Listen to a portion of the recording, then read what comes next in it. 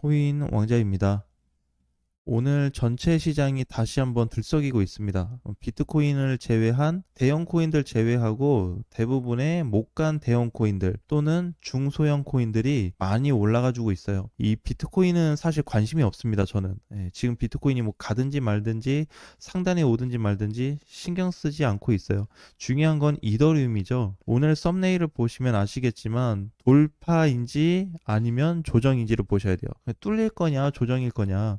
460을 올라오고 나서 보니까 이더리움이 꼬리가 좀 생겼습니다. 이 꼬리를 좀 자세하게 1시간 봉에 가서 보니까 이렇게 이제 조정을 받고 있어요. 자, 그래서 여기에서 왜 이더리움이 꼬리를 만들어주고 있냐? 일봉에서 보니까 돌파 이후에 지금까지 잘 올라왔습니다. 돌파 이후 한 단계별로 이렇게 계단식 패턴으로 올라가 주면서 최근에 한 4일 동안 400을 넘지 못하고 상단에서 계속 머무르고 있었는데 이게 돌파로 잡히면서 조금 더 올라왔어요. 그래서 어제 오늘 기준만 따지면 이더리움이 10% 상승이 나왔습니다. 굉장히 잘 가고 있어요. 근데 10% 올라와 주다 보니까 여기에서 단기 저항을 만나게 되었거든요.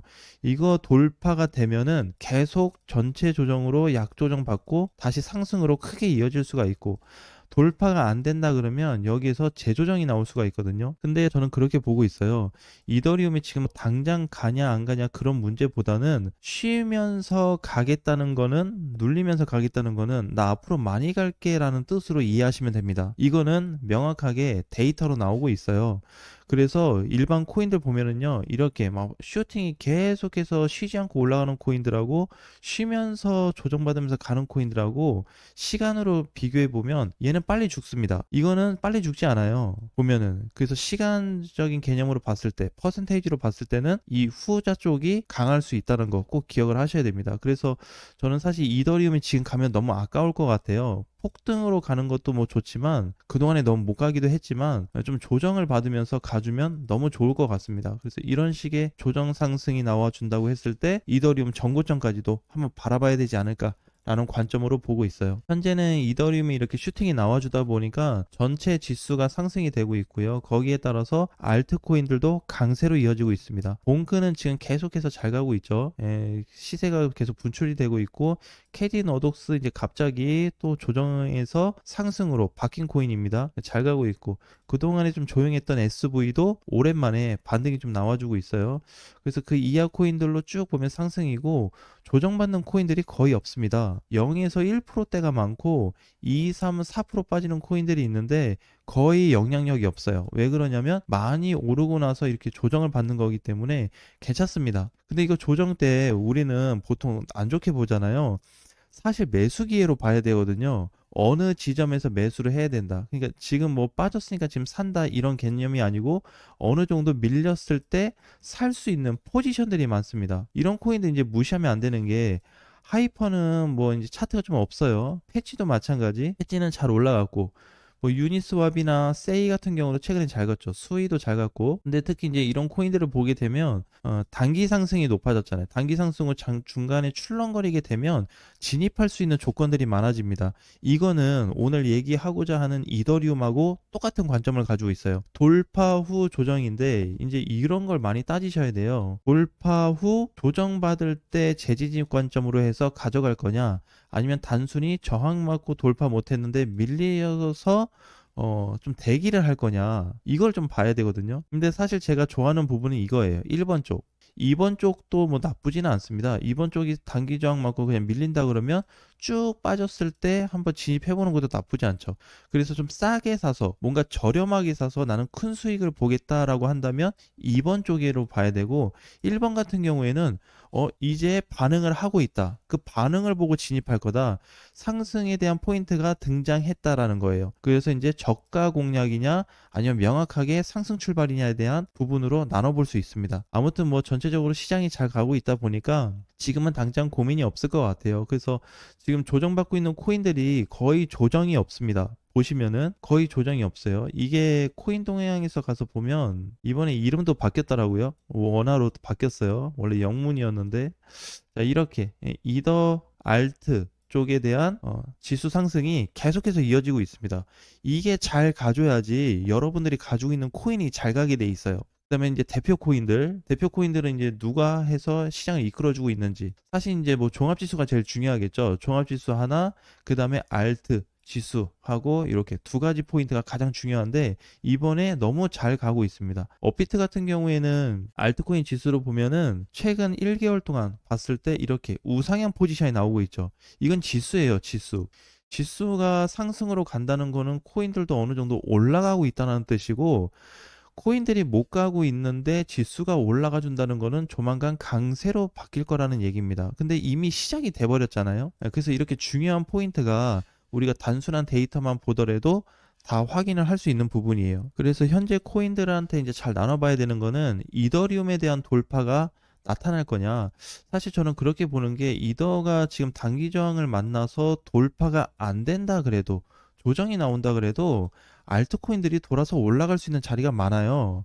그래서 아마 비트가 좀 비실하고 이더리움이 단기 상승에 와서 좀 비실비실 돌파를 못한다 그래도 중소형 코인들은 계속 회전이 될 가능성이 매우 높습니다. 여기에 집중을 많이 하셔야 될 것 같아요. 이게 중요한 포인트가 될 것 같습니다. 그래서 이더리움은 이더대로 보고 알트는 알트대로 또 보셔도 돼요.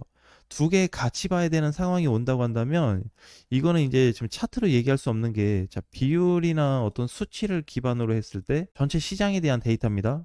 그러니까 이더리움이 예를 들어서 바닥부터 해가지고 막 이만큼 왔어요. 여기가 이제 최대 저항이에요. 여기가 고점에 왔을 때 이더리움이 천장을 부딪혔다, 이거와 이거하고 알트코인도 3단계 있을 때, 알트코인은 지금 거의 여기 있거든요.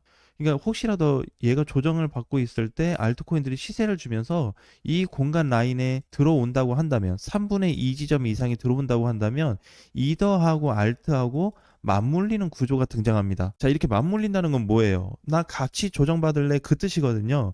갈 때는 다릅니다. 갈 때는 순서가 명확한데, 보통은 비트코인, 그 다음에 대형 코인, 중형 코인, 소형 코인으로 돌아요. 그래서 중소형 코인이 맨 마지막에 돌아요. 마지막에 도는 대신에 정말 강하게 돌죠. 그러니까 이런 상황, 이더가 고점 찍고 비트도 이런 상황이 오고 알트도 어느 정도 여기에 동등한 위치에 포지션이 만들어진다면, 그때는 진짜 위험한 상황이 될 겁니다. 이렇게. 그래서 지금은 위험한 상황이 아니니까 그냥 별개로, 이 뭐 대형 코인들은 대형대로, 알트는 알트대로 보면서 기준을 맞춰가지고 자리를 잡아가는 게 가장 중요합니다. 그리고 오늘 기준에서 이제 뭐 이더리움이나 개별 코인들 말고 알트 코인들이 조정이 나올 법한도 하거든요. 왜냐면 단기 상승이 크잖아요. 이더리움도 보면은 사실 뭐 7월 초부터 지금 계속 올라가고 있어요. 2주가 넘게 계속 가고 있단 말이에요. 그동안에 이제 못 갔었던 봉크 같은 경우에도 7월 초부터 지금 계속 가고 있어요. 계속 가고 있는 코인들이 많이 다수 등장하고 있습니다. 자, 캐린도 뭐 퍼센테이지의 차이지만 올라갔냐가 중요하잖아요. 7월부터 가고 있고, 카우도 가고 있어요. 그러면 얘네가 이렇게 갔다는 거는 대부분의 코인들이 반등은 나왔다는 거예요. 적게 갔든 많이 갔든. 그 적게 갔냐 많이 갔냐가 중요한 게 아니고, 그러면 현재 지점에서 어느 정도 왔을 때 알트코인 조정이 한번 나올까요? 자, 이걸 보셔야 됩니다. 근데 제가 한번 표현을 좀 해보자면, 이더리움 기준으로 따졌을 때 어제 오늘 합치면 10%잖아요. 이거 10%인데 총 10% 수익 중에 한 4에서 5% 정도 반등이 더 나오면 알트 전체 조정이 나올 수 있습니다. 그러니까 얘만 조정이 나오는 게 아니고 이 전체 조정이 나올 수 있어요. 이거는 지금 기준이 이더리움으로 맞췄기 때문에, 앞으로 이더가 뭐 돌파 후 조정이 된다면 또 모를까? 이렇게 되면 또 베스트가 될 것 같고, 그러면 이게 베스트가 안 되더라도 현재 위치에서 이만한 시세, 이더리움이 이렇게 올라간 거, 또는 개별 알트로 따지자면 뭐가 있을까요? 아무거나 한번 집어볼게요. 카우 같은 경우로 예시를 들어보면 장중에 20% 나왔잖아요. 그럼 이거 20% 플러스가 나왔는데 오늘 올라가고 있는 게 이거 중에 절반이 더 올라가 주면 조정이 나올 수 있습니다. 이런 꼴이에요. 그러니까 대충 어떤 형태인지 아시겠죠? 그 정도가 되면은 조정이 나올 겁니다. 근데 이번 조정이 되게 중요한 게 뭐냐면, 이제 이런 거죠. 예를 들어서 카우로 놓고 봤을 때 상승이 다 나와줬는데, 이만큼 7월부터 상승했는데 어디까지 빼줄 거냐가 이게 중요해요. 이만큼이냐 아니면 거의 바닥 부근이 될 거냐, 이 포인트로 전체 포지션이 나눠질 겁니다. 그래서 중요한 거는 뭐냐면, 이번에 어느 정도 혹시라도 뭐 카우가 오늘 아침장 시작되고 한 10% 정도 더 올라간다 그러면 뭐 600 한 70원, 80원 또 올 거 아니에요? 이 정도 도달하면은 알트코인이 거의 조정받을 시기랑 매우 가까워졌다고 보시면 될 것 같습니다. 자, 자세한 거는 오늘 라이브 방송 때 한번 확인을 해보면서 어떤 코인이 어느 정도 깊이의 조정을 받을 수 있는지 체크해 보겠습니다.